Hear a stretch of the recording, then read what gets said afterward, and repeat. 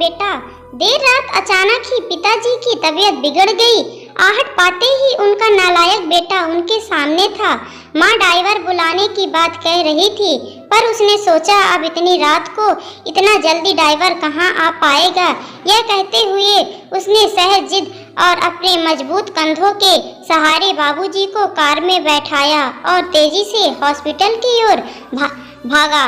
बाबूजी दर्द से कराने के साथ ही उसे डांट भी रहे थे। धीरे चला नालायक, एक काम जो इसे ठीक से हो जाए। नालायक बोला, अब ज्यादा बातें ना करें बाबूजी, बस तेज सांसें लेते रहिए, हम हॉस्पिटल पहुंचने वाले हैं। अस्पताल पहुंचकर उन्हें डॉक्टरों की निगरानी में सौंप वो बाहर चहलकदमी करने लगा। बचपन से आज तक अपने लिए वो नालायक ही सुनते आया था। उसने भी कहीं ना कहीं अपने मन में यह स्वीकार कर लिया था कि उसका नाम ही शायद नालायक ही है। तभी तो स्कूल के समय से ही घर के लगभग सब लोग कहते थे कि नालायक फिर से फेल हो गया। नालायक को अपने यहाँ कोई चपरासी भी ना रखे, कोई बेवकूफ ही इस नालायक को अपनी बेटी देगा। शादी होने के बाद भी वक्त बे वक्त सब कहते रहते हैं कि इस बिचारी के भाग्य फूटे थे जो इस नालायक के पल्ले पड़ गई। हाँ, बस एक माँ ही है जिसने उसके आलस नाम को अब तक जीवित रखा है। पर आज अगर उसके बाबूजी को कुछ हो गया तो शायद वो भी इस ख्याल के आते ही उसके आंखें छलक गई और वो उनके लिए हॉस्पिटल में बने एक मंदिर में प्रार्थना में डूब गया। प्रार्थना में शक्ति थी यह समस्या। मामूली डॉक्टरों ने सुबह सुबह ही बाबूजी को घर जाने की अनुमति दे दी।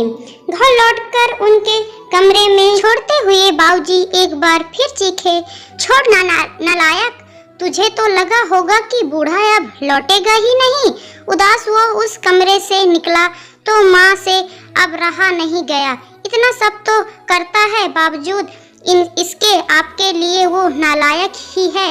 रवि और दिनेश दोनों अभी तक सोए हुए हैं। उन्हें तो अंदाजा तक नहीं कि रात को क्या हुआ होगा। बहुओं ने भी शायद उन्हें बताना उचित नहीं समझा होगा। यह बिना आवाज दिए आ गया और किसी को भी परेशान नहीं किया। भगवान ना करे कल को कुछ अनहोनी हो जाती तो। और आप हैं कि उसे शर्मिंदा करने और डांटने का एक भी मौका नहीं छोड़ते। कहते कहते माँ रोने लगी थी। इस बार बाबूजी ने आश्चर्य भरी नजरों से उनकी ओर देखा और फिर नजरें नीची कर ली। माँ रोते रोते बोल रही थी, अरे क्या कमी है हमारे बेटे में? हाँ मानती हूँ पढ़ाई में थोड़ा कमजोर था, तो क्या सभी होशियार ही होते हैं?